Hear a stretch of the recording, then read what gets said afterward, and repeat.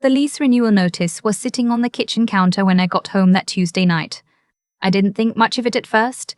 It was my house. Well, technically my mother-in-law's name was nowhere on it. My husband's name was nowhere on it. I had bought this place 2 years before I even met my husband. Scraped together every dollar from 6 years of working double shifts at a medical billing company and signed the papers alone on a Thursday afternoon with shaking hands and a cashier's check. That house was mine in a way that very few things in my life have ever been mine. So when I picked up that notice and saw it was addressed to me, I just set it by the mail pile and went to change out of my work clothes. I should have paid more attention. My name is Claudia. I'm 31 years old. I work in healthcare administration, which sounds important, but mostly means I spend 8 hours a day staring at insurance codes and arguing with billing departments over the phone. I'm calm under pressure. I don't cry at work. I have been described by more than one person who thought they were complimenting me as collected. My mother used to call me her little stone. Not cold, she'd clarify, just solid. Not easy to move. I met my husband Jerome at a mutual friend's backyard barbecue 4 years ago. He was funny. He was warm. He called his grandmother every Sunday and remembered her favorite candy and brought it when he visited. I thought I knew what that meant about a person. We got married 18 months later, small ceremony, just family and close friends. And that's when I first really got to know my mother-in-law. Her name is Sandra. She's 63, retired from a school district administrative job, and she has a gift I have never seen matched in another human being. The gift of making every single thing sound completely reasonable in the moment. So reasonable that you agree before you've even processed what you just agreed to, and then you're standing in the kitchen 3 days later thinking, wait, how did that happen? The first year of marriage was fine. Sandra visited on holidays. She was polite to me, occasionally warm. Always a little distant in the way some mothers-in-law are, like they're still deciding whether to fully accept you, holding the decision just slightly out of reach. I was patient. I understood. Jerome was her only son. Change takes time. The second year is when things shifted. Jerome's sister. I'll call her my sister-in-law because that's all she gets to be in this story. Lost her apartment in March. She'd been living with 2 roommates in Phoenix. Something fell apart between them. I never got the full story. She's 24 and she works part-time at a clothing boutique. Sandra called Jerome on a Wednesday night and I heard half the conversation from the living room. She just needs somewhere safe to land, Sandra said. I could hear her through the phone from 6 feet away. Just temporary. You know how it is. Jerome looked at me while she was still talking. Not asking. Just looking, with this expression he gets, apologetic, a little hopeful. The expression of a man who has already decided the answer is yes and is just waiting for permission to say it. We have the guest room, he said to me afterward. For how long? I asked. A month. Maybe 6 weeks. I said okay. I said okay because I believed him. That was 14 months ago. My sister-in-law was still in my guest room. But that's not even the part that broke me. That's just the part that built the foundation for everything that came next. About 4 months after my sister-in-law moved in, Sandra started coming around more. Every weekend at first, then a few weekday evenings. She'd bring food. She's a good cook. I'll give her that. And she'd stay late. And then one Friday night it got to be 11:30, and Jerome said, "Mom, just stay in the living room. The couch folds out." And I went to bed telling myself this was fine. This was family. This was family did. By month 6, Sandra had a drawer in our bathroom. Her reading glasses were on the nightstand in the guest room. She and my sister-in-law had started sharing that room the way roommates share a room, trading off the bed and the cot Jerome bought from Target, leaving their stuff everywhere, using my kitchen like it was a common area in a college dorm. I came home from a 10-hour shift one evening in November to find Sandra hosting what appeared to be a small dinner party in my dining room. 4 of her friends. My good tablecloth. A roast in my oven that I had not purchased. I hope you don't mind, Sandra said, not looking up from the centerpiece she was arranging. I found that tablecloth in the closet. It was just sitting there. I stood in the doorway of my own house in my coat and my work badge and I said, "Of course not." That was the moment I should have said something different. I know that now. The money situation started small, the way money situations always do. Jerome and I had a joint checking account for household expenses, mortgage, utilities, groceries, all of it. We'd set it up right after we got married because it made sense then, when it was just the two of us, when the math was clean and the trust was unquestioned. We each contributed a set amount every month and paid everything from there. What I didn't know. What I found out in January, 5 months into all of this, while I was trying to figure out why our grocery budget had been blown through by the 15th of every month, was that Sandra had Jerome's debit card. Not a card issued to her. Jerome's card. He'd given it to her just in case at some point, and apparently just in case had evolved into her using it regularly for groceries, which would have been one thing, except that the groceries she was buying were for 7 people, her friends included, sometimes at my house. On my household account. I sat with that knowledge for 3 days before I said anything. I wanted to be sure. I went back through 4 months of statements, and I added it up on a legal pad the old-fashioned way, column by column. $1,142. That's what had been spent on groceries over those 4 months beyond what Jerome and I had budgeted for 2 people. $1,142 feeding people I had never agreed to feed, using money I had contributed specifically for my household. I showed Jerome the legal pad on a Sunday morning. He looked at it for a long time. Then he said, "She's family, Claudia. What was she supposed to do?" "Buy her own groceries," I said. For one example. He said I was being rigid. He said I didn't understand what it meant to take care of family. He said his mother had sacrificed a lot, and this was a season where she needed support. I asked him when our season of support was going to begin. He didn't have an answer for that. I went back to work Monday morning and I didn't say anything else about it. But I started keeping notes. The turning point, the thing that changed everything, the thing I could not get around no matter how many times I tried to talk myself into being reasonable about it, happened on a Thursday in February. I got home at 6:15. Jerome was already there. Sandra was in the kitchen. My sister-in-law was on the couch. And sitting in the armchair that I had bought at an estate sale and refinished myself over a long, dusty weekend was a woman I had never seen before. "This is my friend Vera," Sandra said, appearing in the doorway with a dish towel over her shoulder. "She's going through a hard time." I told her she could stay in the study for a little while. The study. My study. The room I used for work, where I kept my patient files and my billing software and the second monitor I needed to do my job from home on the days I worked remotely. "Sandra," I said, keeping my voice even, "can I talk to you and Jerome in the kitchen?" She looked mildly surprised, but followed. Jerome came in from the hallway. I said very calmly, "I need to understand what's happening. Who made the decision to invite someone to stay in our house?" Sandra said, "I thought it would be fine. There's a pull-out couch in there." I said, "There's also my work equipment and my files, and this is my house. I need to be part of that conversation." Sandra smiled, the patient smile of someone who believes they are dealing with a child. "Of course it's your house," she said. "I'm just trying to take care of people. I didn't think you'd mind." Jerome said nothing. I looked at my husband for a long moment. He was studying the countertop like it contained instructions. I said, "Okay, I need to think." And then I went upstairs.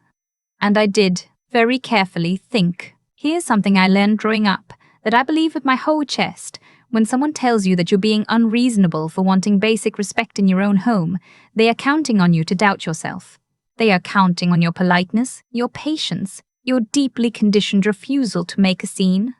They know, on some level, that you have been taught to accommodate, to smooth things over, to wait for it to get better.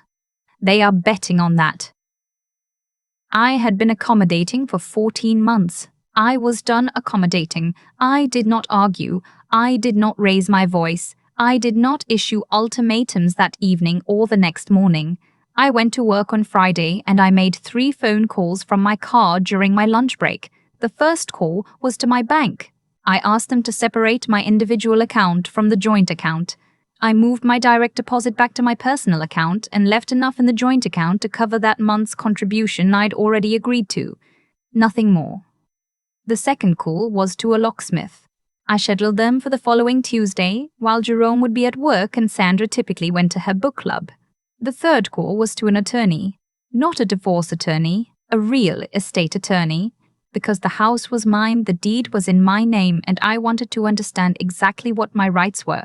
The attorney was very helpful. Very clear. She explained things to me in plain language. I took notes. That weekend, I behaved completely normally. I made coffee Saturday morning and brought Sandra a cup without being asked. I helped my sister-in-law troubleshoot her laptop when she had an issue. I smiled when Vera came downstairs and helped herself to my cereal. I was pleasant and warm, and I gave absolutely nothing away because that is what it means to be a stone, not cold, just solid. On Monday, I had one more conversation with Jerome. I sat across from him at the kitchen table, which was becoming increasingly crowded with other people's things, and I said, "I need you to hear me. This is not sustainable. Your mother made a decision about our home without consulting me. There are now 3 additional people living here, one of whom I've never had a real conversation with. Our grocery budget is gone every month. My workspace has been taken over. I need this to change," he said. "What exactly do you want me to do?" I said. "I want you to talk to your mother.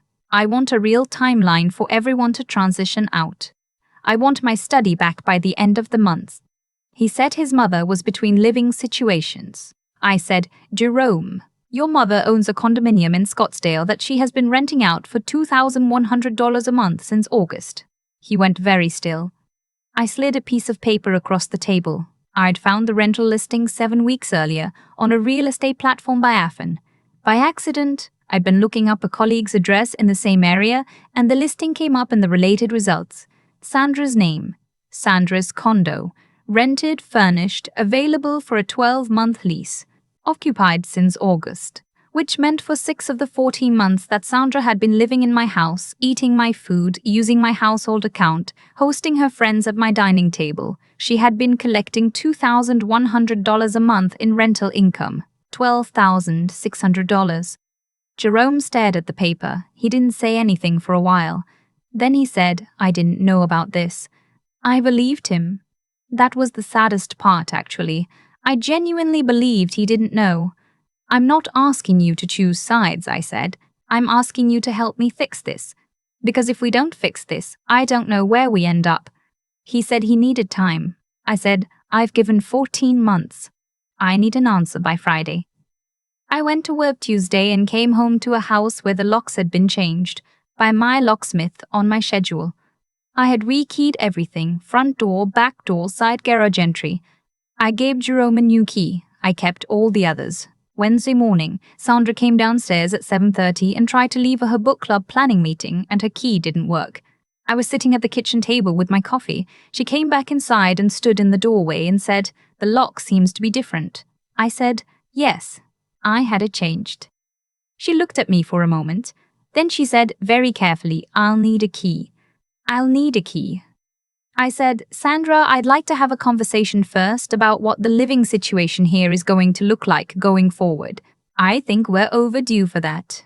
The look on her face, the recalibration, the moment where she realized that the version of me she'd been dealing with had been replaced by a different version, one she hadn't accounted for. I will not soon forget it. She said she needed to call Jerome. I said, "Of course." Jerome came home at noon. He talked to his mother that morning, I could tell. He sat down at the kitchen table and he looked tired in a way that I recognized. The tiredness of a man who has been carrying something he didn't know was this heavy. He said, "She says she has nowhere to go." I looked at him steadily. "She has a fully furnished 2-bedroom condo in Scottsdale that is currently generating $2,100 a month in rental income. She has somewhere to go." He was quiet. "Jerome," I said, "I love you. I want to be married to you. But I need you to be my partner right now, not your mother's son. I need you to look at what has been happening in this house for the past 14 months and tell me honestly, if the situation were reversed, if it were my mother who had done this, what would you say to me?" He looked out the window for a long time. The backyard, The garden bed I'd put in the second year I owned as a house. The raised beds that had somehow stayed mine through all of this. He said I would have said something a long time ago. I know, I said. We sat with that for a minute. Then he said, give me 2 weeks. Sandra moved back into her condo on the 14th day. She did not say goodbye to me, which is fine. She texted Jerome a lengthy message that he read on the couch that evening and then set his phone down without showing me, which told me everything I needed to know about its contents, and also told me that he was making a choice, quietly, about what kind of husband he was going to be. My sister-in-law left 3 days after Sandra relocated to a friend's apartment across town. Vera, who I'd spoken to exactly 4 times in 3 weeks, slipped out on a Tuesday with 2 suitcases while I was at work. By the time I came home that evening, the house was quiet in a way it hadn't been in over a year. I stood in my study doorway. My desk was still there. My monitors, everything a little dusty, a little rearranged. Someone had stacked some boxes in the corner. I moved the boxes to the garage. I sat down at my desk. I opened my laptop and I just sat there for a while, in the quiet, in the room that was mine. Jerome appeared in the doorway a little later with 2 cups of coffee. We are still married. I want to be clear about that because I think people assume that a story like this has to end in divorce to count as a resolution, and that's not true. What it has to end in is honesty, consequence, a shift in the actual reality of things rather than just the appearance of it. Jerome and I have done a lot of talking over the past several months. Hard talking, the kind where nobody sounds good. He has had to face some things about the dynamic with his mother, about the way he was raised to absorb her needs above his own discomfort, about how that pattern got carried directly into our marriage. He's been in therapy. We've been in couples therapy. It is not fast and it is not comfortable, and I am not going to stand here and tell you everything is perfect because it isn't. But the joint account is closed. We have a new shared account that neither of us has given to anyone. The house has 1 set of keys. My study has my things in it and nothing else. Sandra has her condo. I assume she is renting to someone new by now. I do not ask. What I will say, and I want to say this clearly for anyone who is sitting in the version of this I was sitting in 14 months ago, the version where you tell yourself it's fine, you tell yourself it's temporary, you tell yourself that keeping the peace is the same thing as keeping your life. What I will say is this: keeping the peace is not the same thing as keeping your life. Your patience is not infinite. Your goodwill is not a resource that regenerates automatically. At some point, accommodation runs out, and what's left underneath it is either a foundation or a void, and you better know which one you're standing on before someone else decides for you. I know which one I was standing on. I know because when everything else was taken away, the house was still mine. The deed was still in my name. The locks changed when I told them to change. That's not nothing. That's actually everything. I still make coffee in the mornings and stand at the kitchen window and look at the garden. It's mine. It has always been mine. I just forgot that for a little while. I won't forget it again. I've thought a lot about what it actually takes to get to the point I got to. Not the lock changing, not the attorney call, not the spreadsheet on the legal pad. Those were just actions. What I mean is the internal thing. The moment where you stop performing patience and start actually deciding, because for a long time I told myself I was being patient. That's the word I used. Patient, mature, understanding. And some of it was real. I do believe family is complicated. I do believe that people in hard situations deserve grace. But if I'm being completely honest with myself, a lot of what I called patience was actually fear. Fear of being called difficult. Fear of being the daughter-in-law who made things hard. Fear of what Jerome would think, what Sandra would say, what the version of me that makes everyone comfortable would have to give up if I stopped making everyone comfortable. That fear is expensive. I paid for it in months of my life, and over $1,000 in groceries, and a study I couldn't work in, and a home that stopped feeling like mine. That's what accommodation costs when you let it run past its limit. It costs you, specifically and concretely, in ways you can add up on a legal pad. What I learned. What I actually learned, not as a concept but as something I now carry, is that there is a difference between being a good person and being an endlessly available one. Sandra was counting on me to confuse those two things. She'd built her whole approach around them being the same. Good people help family. Good people don't make scenes. Good people absorb inconvenience quietly and wait for things to get better on their own.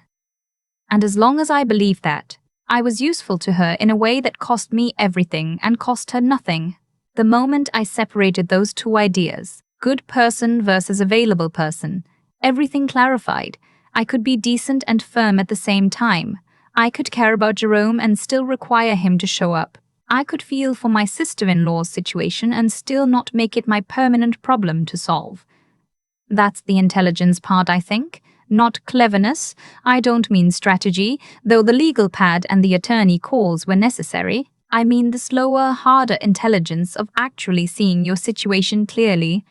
Not the story you tell yourself to make it bearable. The actual situation.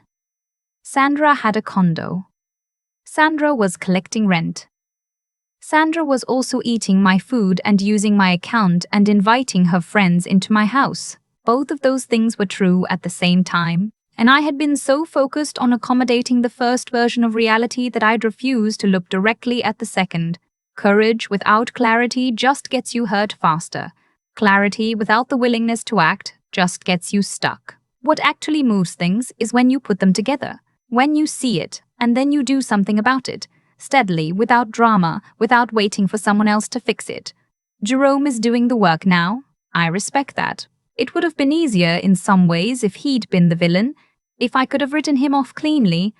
But he's not a villain. He's a man who was raised inside a dynamic that asked him to manage his mother's needs above everything else, including his own judgment, including his wife, including the truth sitting right in front of him on a piece of paper. That's its own kind of damage. I'm not dismissing it, but I'm also not responsible for fixing it alone. What I am responsible for is myself. My name on the deed, my files in my study, my direct deposit in my own account, the life I actually built before I started lending pieces of it out indefinitely to people who never once asked whether I could afford it. The house is quiet now. I still stand at the kitchen window in the mornings. I made that garden with my own hands, in a home I bought with my own money, and for a while I let other people treat it like a common space, a waiting room, a favor I owed them for no reason I could ever quite name. I don't owe anyone my silence. I don't owe anyone my space. What I owe is honesty, to Jerome, to myself, and if I'm being generous, even to Sandra, who needed someone to finally say no more clearly than I had been saying it. I said it. I meant it. The locks changed. That's enough.